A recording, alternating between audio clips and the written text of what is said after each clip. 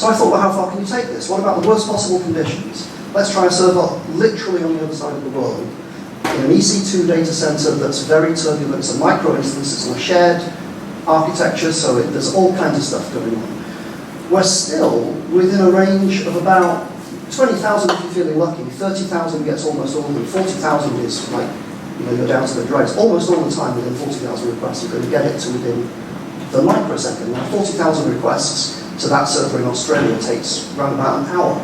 So is it a practical proposition to crack a password with an hour's worth of web requests? Absolutely, and that's the worst possible condition for this kind of attack. So what does this all mean? Well, like I said, on the same LAN, you can do it in 500 requests. Now this is assuming microsecond resolution. Quite often it's the time in milliseconds.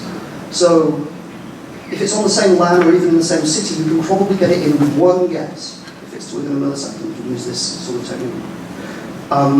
Even on the other side, so in the same city, 1,000 requests about 30 seconds for a microsecond brute force. On the other side of the planet, about an hour. I've got a little demo.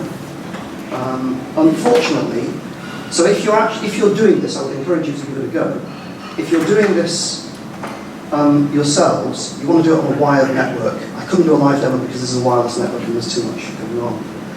So on the left-hand side, you can see them. That's the target's timestamp. It's ticking up 1 million microseconds at a time. Us is our timestamp, which is advancing in much smaller increments and quite fast. Them minus us is the difference between our 2 microsecond timestamps. That's ranging over 1 million, roughly. Duration is the duration of the entire HTTP setup and request and response. And we're going to start brute forcing. We're going to have got our difference to a statistically acceptable boundary shortly. And then we're going to start brute forcing.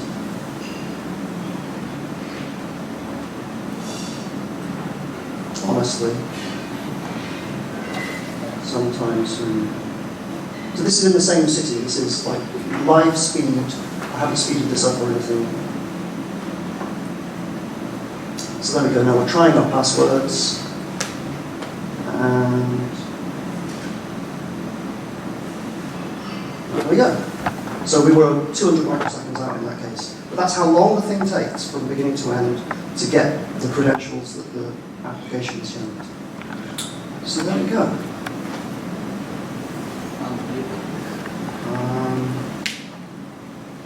I had the opportunity for some final questions.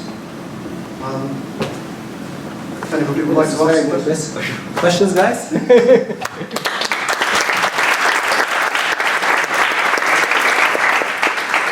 you very much for this talk, and I find it very useful because I'm working on something similar.